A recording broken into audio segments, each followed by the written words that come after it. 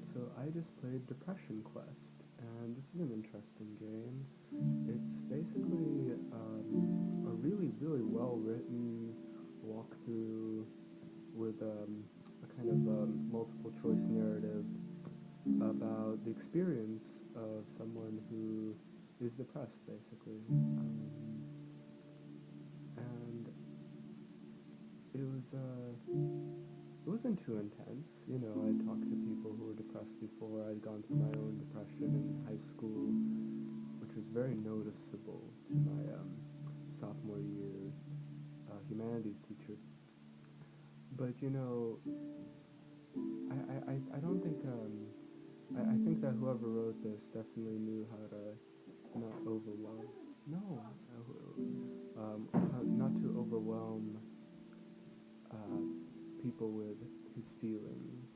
He knew how to he knew how to not create something which is too crippling or something, and to really maintain a kind of, you know, poise and kind of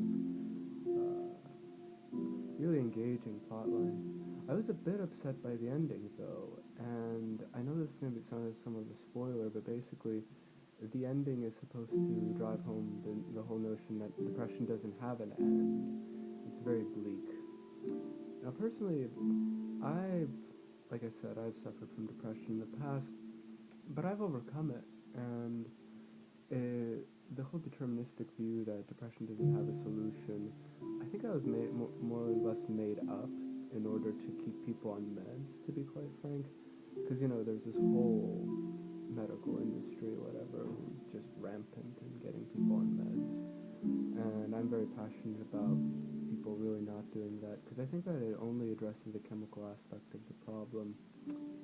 And I think really the more I look at it, the more I see just how ethnocentric our whole Western idea is of how everything's just the brain and there's no like spiritual motive. Like I think the reason that modern psychiatry rejects psychology so much and psychotherapy is that it maintains this whole market of just trying to treat the brain and not treating the mind as something different. And there's a lot of great psychotherapy over the course of human history. Maybe not so much with Freud, but it started with Freud, so you gotta give him props. More with Jung and Erich Fromm and Carl Rogers and so on.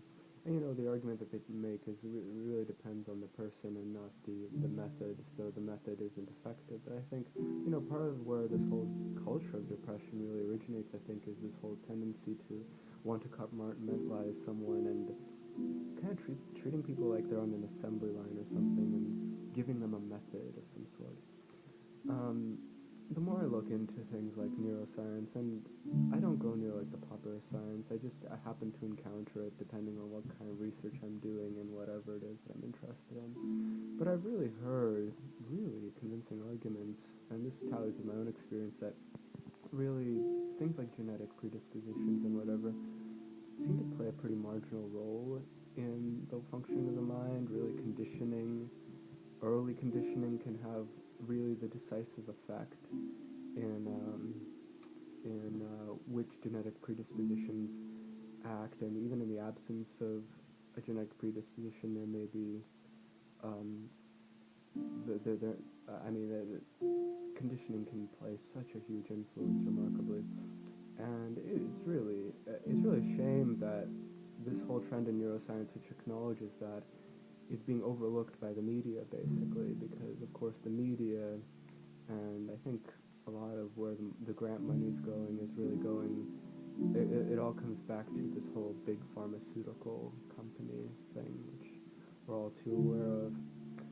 I do think that what people do need to realize is that um, people sooner or later may go through something like an existential crisis, and it's a shame that in our modern culture, which reduces everything to just kind of this sterile, kind of efficient, problematic, conventional view, um, we tend to, first of all, identify too much with just one aspect of our personality and not get in touch with all of our other aspects.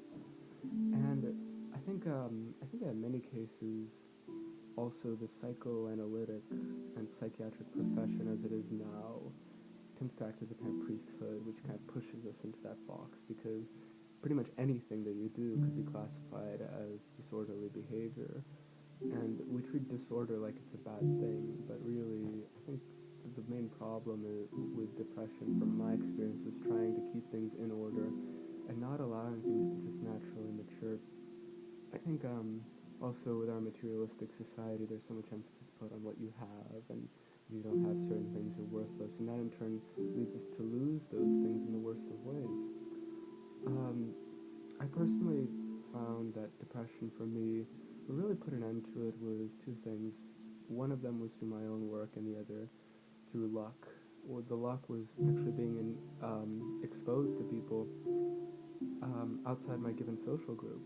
And the people who I related with most at the time were people who were depressed as well. But now I'm helping them out a bit and trying to help them to overcome their insecurities and their thought patterns and whatever, and their own self-flagellations. But also what helped me was the work of Alan Watts and philosophy in general, which helped me to open up my mind to how things could be, rather than confining it to like this the whole psychological like priesthood and whatever. And it's I'm glad that I went through the experience. I'm glad that I had that kind of sensitivity. I just really hope that people realize that they're not just like billiards who are determined. And I know, there was this one time I was talking to this girl, and she was talking to a guy with paranoid schizophrenia, and I was trying to convince her, that she could overcome her depression and whatever. But the guy who was the schizophrenic, he wouldn't listen to anything I had to say and would just say, "No, Dimitri, you must not, you must not, bullshit like that. You have to respect this person's right to be sad or whatever." And you do have a right to be sad, but I do think that depression isn't just sadness or melancholy. And I'm sure that whoever wrote this game really understands that. I just hope that people realize that, life's a complicated thing and we can change aspects of it. It's an adventure. So what I would hope to see if there's a sequel to Depression Quest is actually coming out of depression, but maybe that'll happen if the creator comes out of depression, or I don't know. I wouldn't want to be too presumptuous. Anyway, that's my vlog. Um, Take it easy. Hope I didn't say things which are too insulting, but if I did, you're probably just subjectivizing anyway.